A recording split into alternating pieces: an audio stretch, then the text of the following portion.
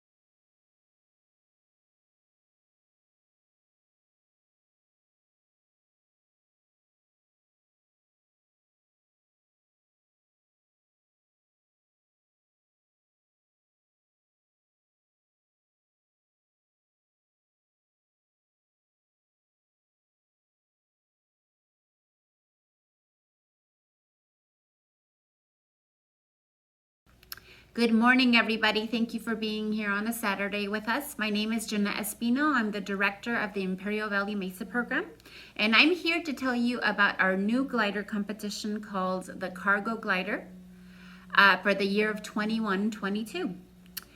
Before I do that, just a few side notes. If you hear some music in the background, we're actually right next to a band room, and they're giving a concert today, so we get to enjoy that as well.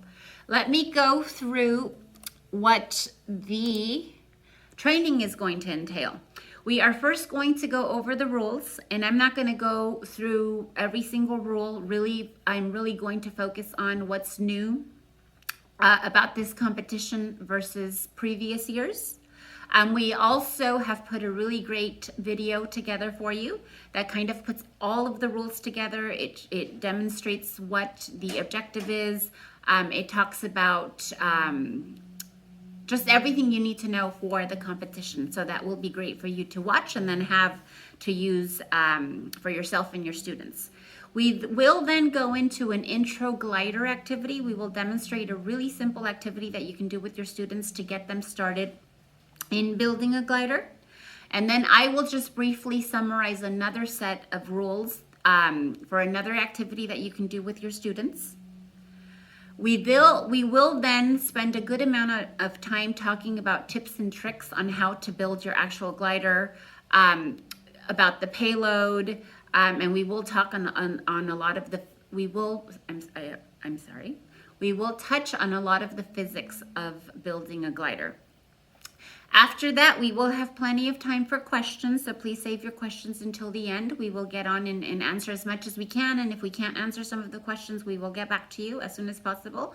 And then to culminate, we will ask all of you to complete a survey that is very helpful and beneficial to us. Okay, let's get started with the competition objective, which we have 6th graders competing on their own, and then 7th and 8th. Then for high school, it's 9th and 10th, and then 11th and 12th. Students will design and construct a glider with a payload of 4 ping pong balls for middle school, 8 ping pong balls for high school, that when launched, flies through the air and goes over an obstacle. The objective for middle school is longest distance, and high school is accuracy. An engineering lab book is due with this project. It will be required electronically, but we are going back to lab books for certain projects this year. Materials allowed. We will be demonstrating a few of the gliders that we built here on site in coming up in a few minutes. And you will notice that they are all made out of balsa wood, but I do want to make the point that it's not restricted to only balsa wood. Any materials are allowed to build the glider, with the exceptions of hazardous materials, remote control devices of any kind, and additional power sources. But balsa wood is not the only thing that you can use to build your glider this year for this competition. Okay. To clarify and describe a little bit more what we mean by the payloads and the ping pong balls. So I mentioned that for our middle school, it's 4 ping pong balls. And if you notice here on this left-hand picture, this is the top of the plane. And here we have 1, 2, 3, 4 ping pong balls on the underneath, of the glider. On your right-hand side, that is our high school glider. It has 4 ping pong balls on the top and 4 ping pong balls on the bottom. And again, we will be talking about placement for ping pong balls coming up in a few minutes. The ping pong balls are required to be 1-star rated, and you can actually, when you buy them, it will say that on the box. If you notice, this is the ping pong balls we're using, and they do have a 1-star right on there. Teams cannot change the shape of the ping pong ball in any way. That includes crushing, cutting, drilling the balls, but they may be glued on. These are glued on, and then they also have a little bit of like a string keeping them in place. So you can do that as long as you don't change the shape of your ping pong ball. We are going back to a much easier launcher for all of us to have in our classes for competition. It's a simple table. There are clamps that are very inexpensive, and we have outlined exactly which ones we used on the rules. So it has 2 clamps, and then it has this rubber band, which we also outlined on the rules. So you can order the exact size needed. If you notice, there's an 11.5 foot distance to the obstacle. Let me talk about the obstacle a little bit more coming up. But we did want to remind you that the glider must contain an easy identifiable prominent feature on the fuselage that adapts and connects with the launcher. So basically, the kids can create or make whatever they think is going to work best to launch and to hook onto that rubber band. If you look here on the left-hand picture, this is a simple eye hook with the little red circle to identify it. On the right-hand side, that's a piece of wood that was used. Again, we marked it with red, and both of them work perfectly well to hook onto that rubber band. The obstacle, it is 10 feet wide by 5 feet tall.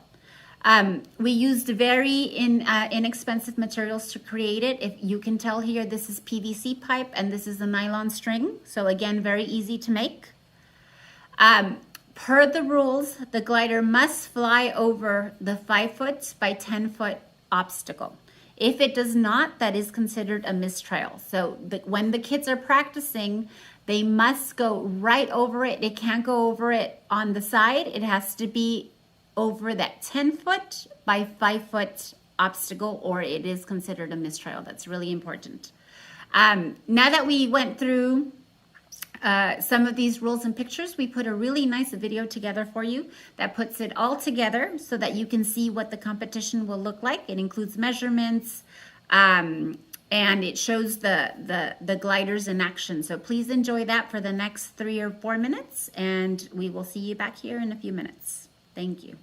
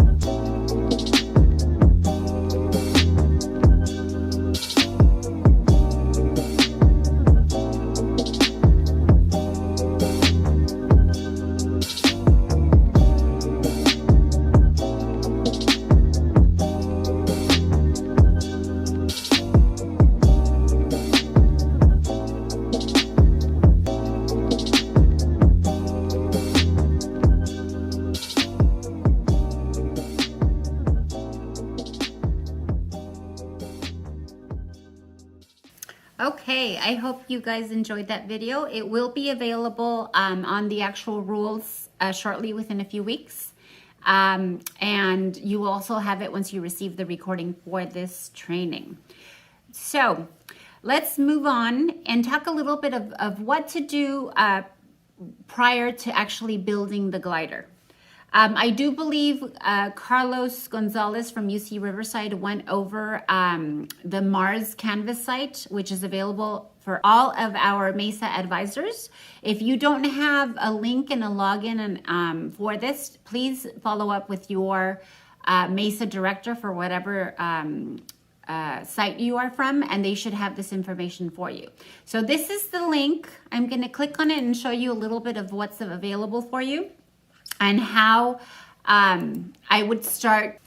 Okay, so it will bring you to this Welcome to Mars landing page. You will click on modules. And on here, the MESA California website will be on here as well. All of the rules. But what I love about this page is all the curriculum that you have available for the projects that we have this year. So if I click on Glider General Curriculum, I would come up and there would be PowerPoints that I could start a lesson on. There are many simple activities that you can do with your students to talk about lift and drag and gravity. So that's how I would begin with probably with a PowerPoint.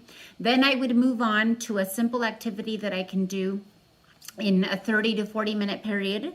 And for that, I'm going to introduce Michelle, who is here in our office on our staff, and she's going to walk through a simple activity with you and demonstrate it so that you could possibly do that with your students as well. So let's bring her on. Thank you, Jeanette. So we're going to do a super quick activity. It's super simple, and I think it's a great way to start the gliders. It's a really great learning opportunity. So we're going to make a hoop glider. So here are the materials, super simple stuff you have in your classroom: masking tape, a ruler, straw for the body, some paper. I just happen to have colored, but white or really anything works, and something to cut with. I do have paper clips, but these are optional, and you'll see at the end why. So here we go. So the first thing we're going to start is we're going to create our hoops. To do that, it's super simple. What we're going to do is we're going to take the whole length of the paper, and so which is 11 inches, and then we're just going to make in length, and then we're going to make a width of 1 inch. So what I like to do is I just like to plot a few points, and then once I have a few, somewhere between 3 to 5 is fine. Once you have that, you basically just connect the dots and you have a nice straight line. And then now all we gotta do is cut it out.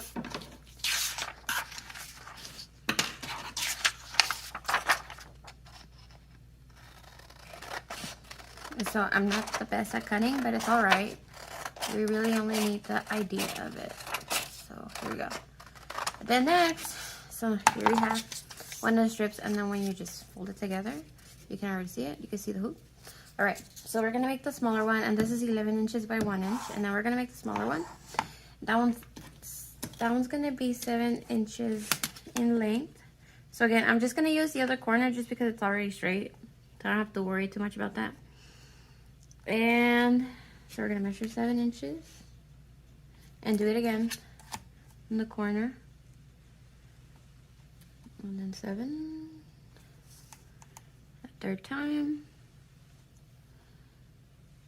Now I connect the dots. And we have a straight line. So now we're gonna turn it around and we're gonna do 1 inch in width. Right there, same thing. Do a few dots.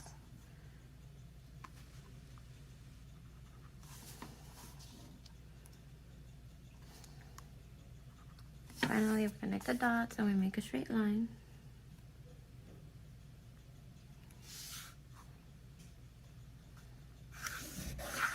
Now we cut.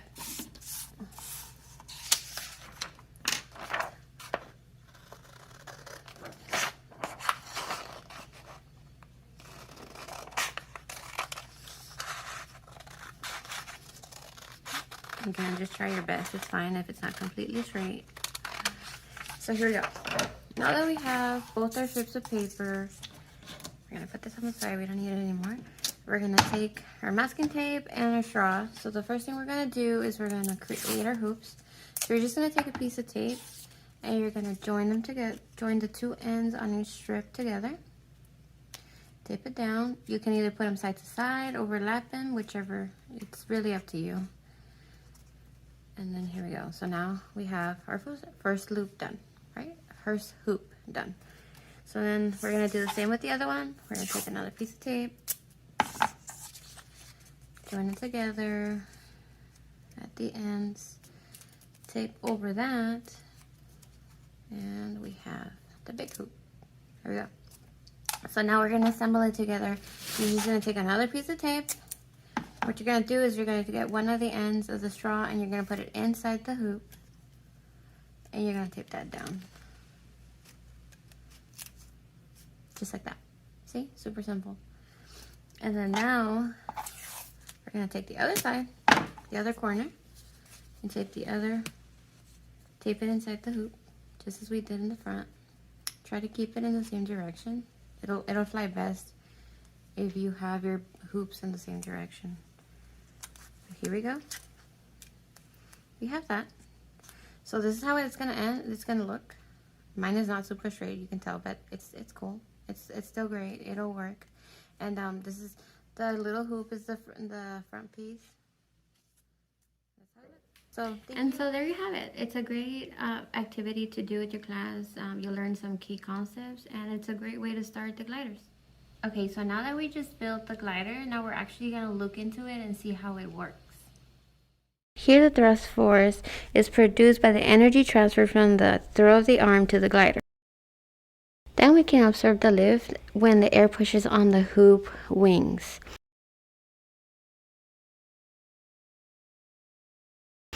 Next, the drag or the air resistance is the air perpendicular to the wind direction that slows down the glider. In this case, the cross-sectional area of the straw on the paper barely create any drag.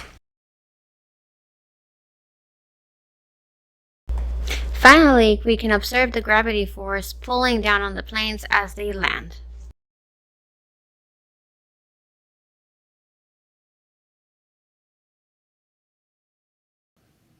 Thank you, Michelle. Now for another quick activity. We're not going to demonstrate this one, but I did want to put this on the slides for you to have as another resource for you to begin your glider curriculum with your students. This one is a tiny bit more advanced. So it could be step 2, or it could be more of a high school activity if you wanted to do this with your students. This is building a straw plane, so still pretty easy. But in this activity, they will build an airplane that has ailerons, elevators, and a rudder, which will help you better control your plane. So basically, they're creating a plane out of straw and paper, or cardstock you could use. The complete instructions are down here on the right-hand side, straw plane instructions, because they are a few pages and they walk you straight through how to build this airplane. Why I like this activity?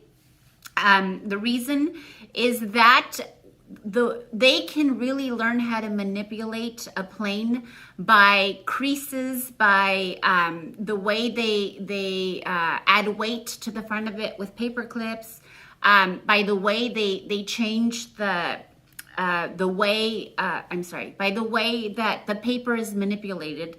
They will learn how to make it go straight, how to make it turn right, how to make it turn left, or how to make it fly longer in a distance. So there's a lot of benefits that come with this activity, so that when they're ready to actually build and whatever they're going to build out of, they know how to shape the wings, the fuselage, and so forth. So this is a great activity. Again, I would do this one after the first activity Michelle just went over.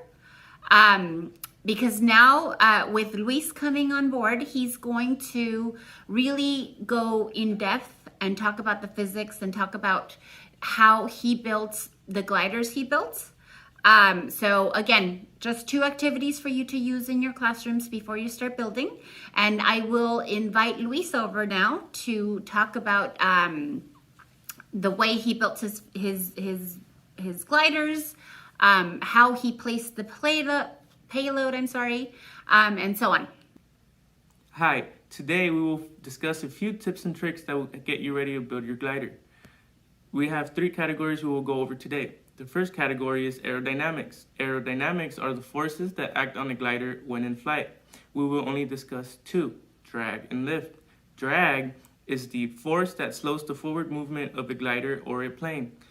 It is a force that is not wanted on a traditional glider as it shortens its flight duration and efficiency.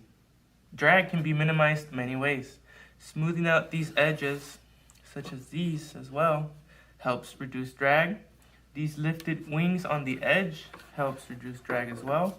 And one of the best ways to reduce drag is by squaring out really squared areas, such as these.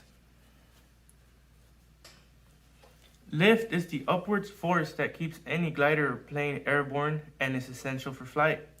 The force comes from the wings and its shape. These shapes are called airfoils. As you can see, the biggest physical difference is the missing arc on this one and this arc. This one on the left has a higher lifting force but has more drag. This one has a lower lifting force and less drag. This is the better choice for a heavier cargo, while this is better for long distance. Another way to achieve a greater lifting force is by manipulating the angle of attack. As you can see on the diagram on the presentation, it is the angle of the wings according to the fuselage. A greater angle will increase lift but also increase drag. Drag is not always bad, but we have to make sure it is working with us and not against us. Once the glider is fully built, we gotta make sure the center of gravity is in the center of the wings. This is important due to the forces of lift coming from the wings. If the center of gravity is placed anywhere else on the plane, it will cause the plane to roll. This red sticker shown in the center of the wings is the optimal position for the center of gravity. By placing it on top of any object in that position, it will show you if it's balanced or not. As you can see, it was not balanced. By adding this weight in the front, it results in a balanced glider. Another important tip to keep in mind is to have your launching point on your center of gravity. This ensures a proper launch and will not result in roll or your plane crashing and breaking. Roll is also not bad, but we gotta make sure it's working with us and not against us. The total weight is also important and has to be minimized. Any unnecessary mass should be removed or sanded. The less weight will result in a better flight and more control. Another tip is to reduce the weight in the tail area before adding weight to the front. As you can see, it was shaved off. This results in your total weight being less, and it also reduces drag. The placement of the ping pong balls is also important for 2 reasons. Each ping pong ball carries weight, and the weight affects the center of gravity and its balance. Due to the weight of the ping pong balls, you have to organize them symmetrically along the fuselage to ensure a balanced glider. As you can see, it is symmetrical on both sides. Therefore, it is balanced. Another thing to watch for is the surface area of each ball. The surface area creates drag that is induced into the glider. To prevent further drag, you organize it in an efficient way as to have the rear balls draft behind the front balls. In conclusion, to have a successful cargo glider, you will have to balance all the forces mentioned before through the process of trial and error. This is my first attempt at a cargo glider for accuracy. As you can see, I went for a cargo space underneath as a fuselage. This is a fully working plane that actually lands on the target. As you can see, it's balanced. It has a very aggressive airfoil and angle of attack due to its added weight from the fuselage being a cargo space as well. As you can see, due to the cargo area, the glider resulted very, very heavy. That results in broken wings all the time, as you can see.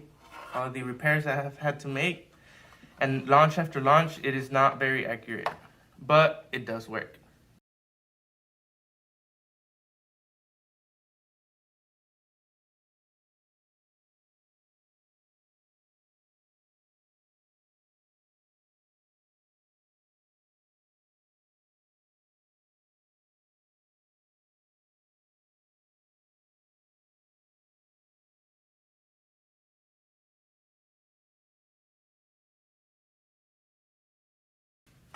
This is my second attempt at a cargo glider for accuracy according to the high school rules. As you can see, the ping pong balls are mounted on in a piggyback kind of style on both sides. The pros of this is that it will have less total weight. The cons is that these balls will be exposed to drag throughout the flight.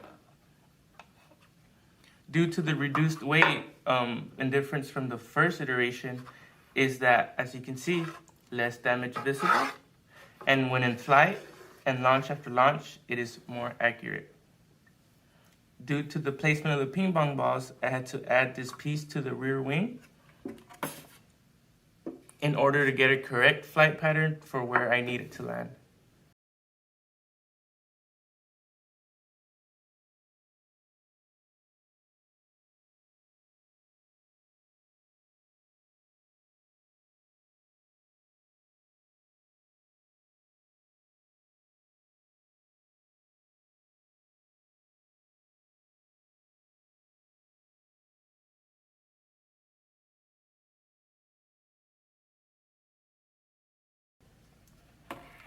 This glider was built for distance according to the middle school rules. As you can see, these ping pong balls were organized in a way as to reduce drag, as drag is the force that we really do not want for this glider, as less drag results in a longer flight. In order to reduce drag as well, an airfoil that is not aggressive was used. It has less lifting power and less drag. Another way to get less drag is these lifted wingtips and shaving off squared edges, as you can see right here and right here. Another way to have a longer flight is by reducing the total weight. On the rear, the fuselage was shaved in a manner will help reduce drag and help reduce total weight. The placement of these ping pong balls were towards the front in order to efficiently use their weight as counterbalance to have the center of gravity centered on the wings. And other nice tip and trick is these wingtips, as you can see, are bent. This acts as an upward motion that helps move the center of gravity towards the center of the wings, which results in less total weight.